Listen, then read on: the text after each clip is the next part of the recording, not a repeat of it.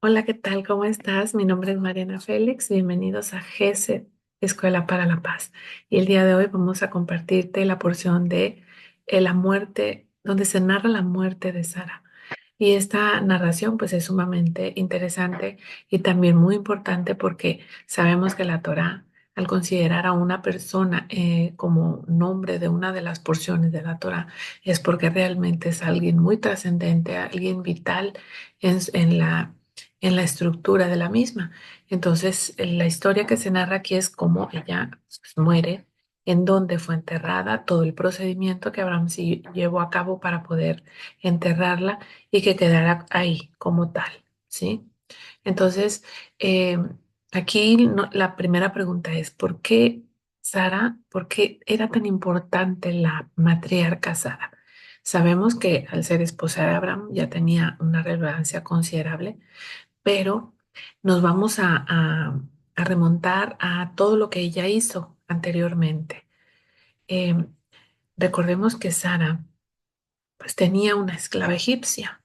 Y esa esclava, al momento de que ella decide que su esposo y ella tuvieran un hijo porque ella era estéril, esta esclava empieza a ocasionar muchos problemas.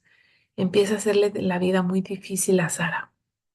Entonces, aquí vemos que al momento en que ella decide lo que esta parte está de alguna manera determinando que la sierva adquiera mucho poder, porque al momento de que se embaraza de su esposo, sabemos que son los usos y costumbres de aquel tiempo, en aquel lugar, ¿sí? De que el marido tuviera hijos con la sirvienta, ¿sí? Entonces, eh, sabemos que eran parte de los usos y costumbres, pero eso no exime de sentir esa rivalidad, esas contradicciones entre una mujer y otra, ¿sí?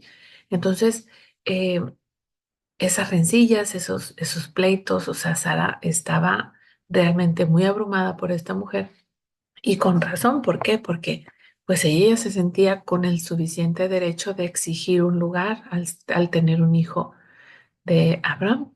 Entonces, ¿qué pasa?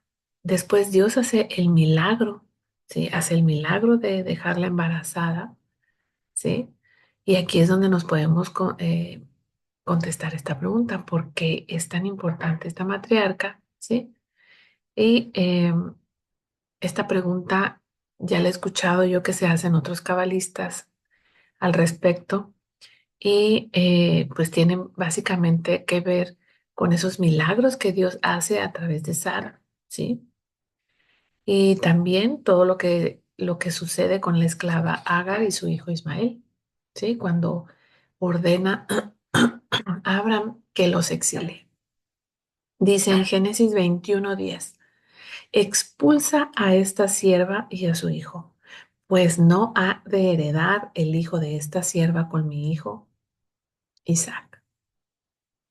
Entonces, en esta historia podemos darnos cuenta que se rememora, haz de cuenta, hagan de cuenta que se rememora una trama de una telenovela de esas de la televisión, ¿sí? Hay mucho drama aquí, muchísimo, pero en su profundidad nos revela la estructura espiritual del mundo, o bien la forma en que debe de funcionar, ¿sí? ¿A qué nos referimos? Bien, pues Agar era egipcia, es decir, o sea, era descendiente de Cam. Es una sierva, y esta sierva, en el momento en que queda embarazada de Abraham, empezó a ocasionar muchísimos conflictos y que derivan de la idea de que por el hecho de tener un hijo del patriarca, el derecho de asumir el papel de su ama, ¿sí? Sin embargo, Sara toma su lugar y decide expulsarla. Pero también con Ismael estaba Dios porque hace de él, o sea, le promete a Abraham que hará de él una gran nación. Si es el de Ismael, es el padre de los árabes. Y sabemos que son una gran nación con un gran poder que tienen en la actualidad. Y todo esto debido a que son descendientes de Abraham, ¿sí? Entonces, pero la primogenitura le correspondía a Isaac. pero indudablemente se tenía que hacer una separación entre ambas descendencias porque de no ser así, el conflicto hubiera estado ahí desde un inicio. Bueno, fue desde un inicio, porque aquí es donde vemos el comienzo del conflicto entre árabes y judíos. Pero esa separación era necesaria porque obviamente la primogenitura al ser de Isaac, ¿sí? Y dirán, ¿por qué la primogenitura tenía que ser de Isaac si el primero que nació fue Ismael?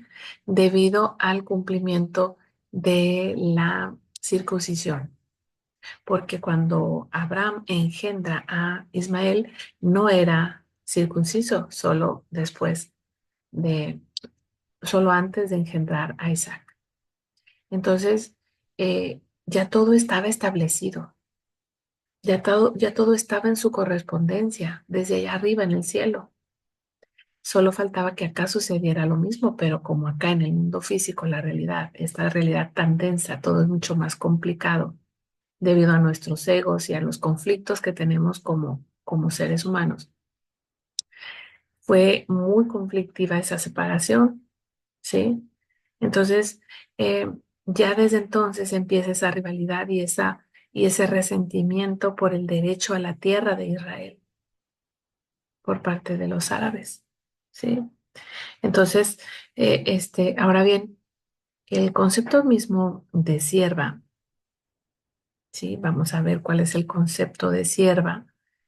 Tiene un trasfondo más profundo, pues en su sentido literal, vemos que se refiere a alguien que se somete a la voluntad de su amo, ¿sí? Entonces vamos viendo, o sea, si esta sierva estaba ocasionando tantos problemas y estaba poniéndose por encima de su ama, ¿qué estaba pasando? Algo no estaba funcionando bien. Ahí es donde vemos el desequilibrio psicológico de estos personajes bíblicos tan importantes para la mística judía, sí, tan importantes para nosotros también los que no, los goyim. Entonces, ya había aquí un desequilibrio. Si la sierva, que es la que debe de someter su voluntad a su amo, estaba adquiriendo, estaba asumiendo otro papel y se estaba sublevando por encima de su ama, quiere decir que había una problemática muy fuerte entre ellos. O bien que Sara no estaba asumiendo su poder, su lugar como tal. Pero en eso ella se empodera y ¿sabes qué? Sácalos de aquí, porque a él no le corresponde la herencia que le corresponde a mi hijo. ¿Sí? Dice en el Zohar, tomo 4, 122a y 122b. Dice, ante tres cosas la tierra tiembla. Ante un esclavo que reina, que es Samael, en el momento del exilio, y una esclava, Lilith, que hereda a su ama, la Shejina. ¿Sí? Se cita esta referencia en Proverbios 30:21. ¿Sí? Entonces, si nos damos cuenta, cuando estamos hablando de la sierva, realmente Hagar representa a la sierva que es Lilith. Entonces, si Lilith estaba asumiendo tanto poder, entonces hay peligro, ¿sí? Quería decir que de no haber sido Isaac el que asumiera la primogenitura, estamos hablando que el otro lado iba a asumir el poder de este mundo, ¿sí? Por eso es que es muy importante no quedarnos con el sentido literal del texto, porque aquí estamos viendo de la basificación espiritual de este mundo, que está anclada, aquí se pone la base para que esté anclada en la descendencia de Isaac, es decir, los hijos de Israel, ¿sí? Y realmente cuando conocemos todas estas bases bíblicas, nos damos cuenta que el trasfondo del conflicto en Medio Oriente, el trasfondo del conflicto en Medio Oriente tiene que ver con esto, Por eso es muy importante que nosotros profundicemos en la Torah y vayamos a la raíz de todo esto para que dejemos de defender a nuestro enemigo, ¿sí? Entonces, cuando se habla de que la sierva estaba asumiendo un poder y estaba elevándose por encima de su ama y quería que su hijo asumiera la primogenitura, estamos hablando del poder del otro lado de querer establecerse como la base del mundo. Este mundo ya no existiría si fuera de esa manera, si hubiese sido de esa, ¿sí? Entonces, ese es el trasfondo. Esa es la raíz inicial del conflicto entre árabes y judíos, ¿sí? Entonces, nos podemos dar cuenta aquí que el conflicto entre Israel y Palestina no es un conflicto por territorio, es un conflicto ideológico que tiene su raíz en esta base espiritual del mundo, ¿sí? Entonces, cuando Sara decide expulsar a Agar y que si lo, como les decía, si leemos esto en el sentido literal, pues nos vamos a dar cuenta de decir, bueno, qué mala era Sara porque expulsa a una esclava y a un niño y los manda al desierto, ¿sí? Estamos hablando de que está expulsando al otro lado, lo está expulsando de su casa para que su hijo asuma el cargo que le corresponde, ¿sí? Pero no todo acaba ahí porque es muy claro que a Ismael también le favorece mucho Dios, o sea, lo convierte en una gran nación, dice, 12 príncipes van a salir de él, 12 príncipes, pero ya en un nivel inferior, o sea, no como primogénito. Y quizá ese es el resentimiento más profundo de los que han intentado posicionarse en la Tierra Santa. Ese es. Ellos están en el lugar que les corresponde para que el mundo funcione como tal, ¿sí? Entonces, estamos hablando del sustento espiritual de este mundo, definitivo, ¿sí? Así que yo les invito a profundizar más en todo esto para que vayamos a la raíz de lo que está pasando. A mí me sorprende, no deja de sorprenderme la Torah, o sea, de cómo la Torah nos puede ayudar a entender lo que pasa en el mundo.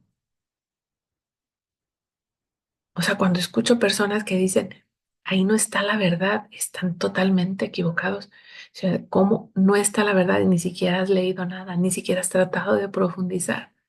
Por supuesto que en la Torah está la verdad.